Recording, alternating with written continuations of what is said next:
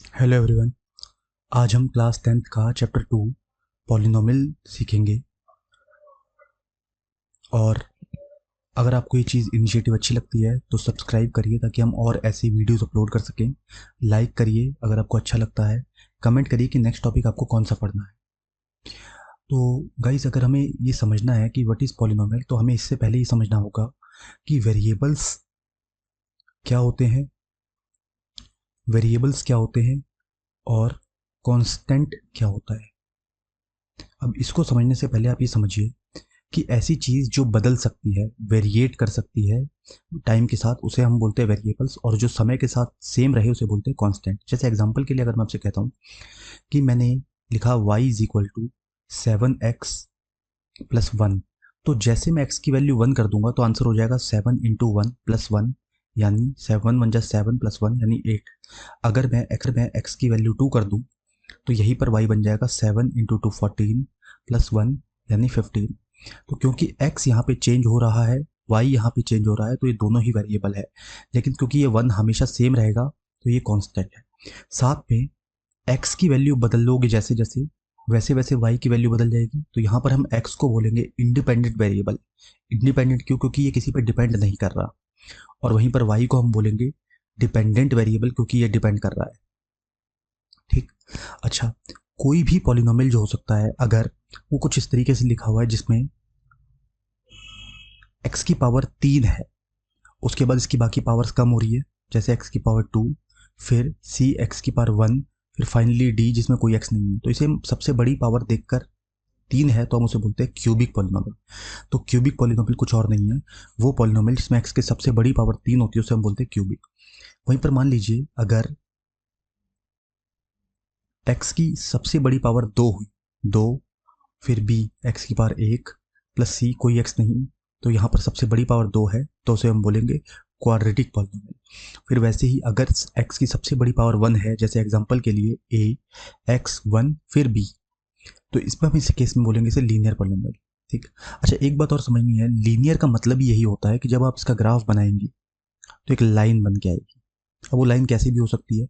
Quadratic का मतलब होता है कि जब आप इसका ग्राफ बनाएंगे तो कोई पैराबोला टाइप का स्ट्रक्चर बन के आएगा, कुछ ऐसे हो सकता है या फिर ऐसे हो सकता है।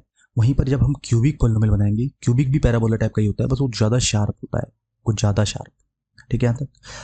तो आगे चलते हैं। अब हमें ये समझना है कि एक पॉलिनोमियल के जीरोस क्या होते हैं और ग्राफ पर ये जीरोस दिखते कैसे हैं। तो जैसे एग्जांपल के लिए मैंने आपसे कहा कि y is equal to 7x plus, तो x का एक ऐसा नंबर बताओ जिससे ये y जीरो बन जाए। तो आप कहोगे भाई सिंपल सी बात है, -1 कर दो 7, तो आंसर हो जाएगा -7 × 1 -7 + 7, आंसर 0। ठीक है। क्या इसमें कोई और जीरो हो सकता है पॉसिबल? तो आपको दुनिया का कोई भी तरीका निकाल लीजिए, नहीं होगा। क्यों? क्योंकि इसमें x की पावर 1 है, तो जितनी पावर होगी ना उतने ही जीरोस पॉसिबल होते हैं, यानी जीरोस असल में उतने ही होंगे, ठीक है, जितने x की मैक्सिमम पावर होगी। वहीं पर अगर मान लीजिए मैं आपसे कहता हूँ y is equal to x+1 × x+2, तो इस y को जीरो बनने के लिए x की वैल्यू एक -1 होगी। यहाँ रखिए -1 + 1 जीरो, चाहे यहाँ कुछ भी नंबर हो तो मल्टीप्लाई के जीरो बनना है। वैसे ही यहाँ कुछ भी हो, अगर x के लिए यहाँ -2 है तो ये भी जीरो होगा, यानी क्योंकि x की पावर मैक्सिमम 2 हो गई तो जीरोस भी 2 हो गए।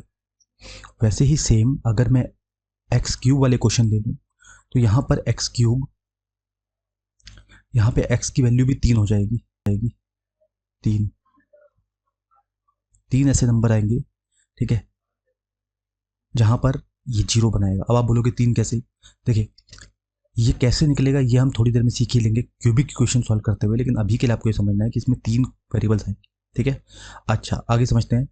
अब ग्राफ पर ये जीरो क्या रिप्रेजेंट करता है? देखिए, आपने क्या देखा कि एक्स की वैल्यू कुछ ऐसी रखी जिससे वाई जीरो हो गया, यानी कोई भी ग्राफ हो, मुझे एक्स की ऐसी वैल्यू चाहिए यहाँ पर जिससे वाई की वैल्यू जीरो हो जाए। तो अगर वो ऐसे बन रहा है तो एक्स की 2 वैल्यू है, अगर वो ऐसे बन रहा है तो एक्स की 1 वैल्यू है, अगर वो ऐसे बन रहा है तो एक्स की 1 वैल्यू है। ठीक है ना।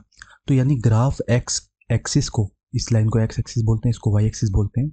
एक्स एक्सिस को कितनी बार काटेगा इस बात पर निर्भर करता है कि उसके कितने जीरो होंगे। तो अगर मैं इसमें नंबर ऑफ जीरो ढूंढना चाह रहा हूँ तो यहाँ पर देखिए, इस ग्राफ ने एक्स एक्सिस को 1 बार काटा तो इसका 1 जीरो, इसने 2 बार काटा तो 2 जीरो, इसने यहाँ पर एक बार काटा तो इसका एक जीरो। मान लीजिए अगर यहाँ से एक ऐसे ग्राफ जा रहा होता, क्या ये कहीं काट रहा है एक्स एक्सिस को? नहीं, तो इसका कोई जीरो नहीं है। या फिर कोई लाइन ऐसे चली गई तो इसका कोई जीरो पॉसिबल है? नहीं, इसका कोई जीरो पॉसिबल नहीं है। ठीक है, तो आपको ये समझना है कि अगर जितनी बार एक ग्राफ एक्स एक्सिस को काटेगा उतने ही उसके टोटल जीरोस पॉसिबल होंगे।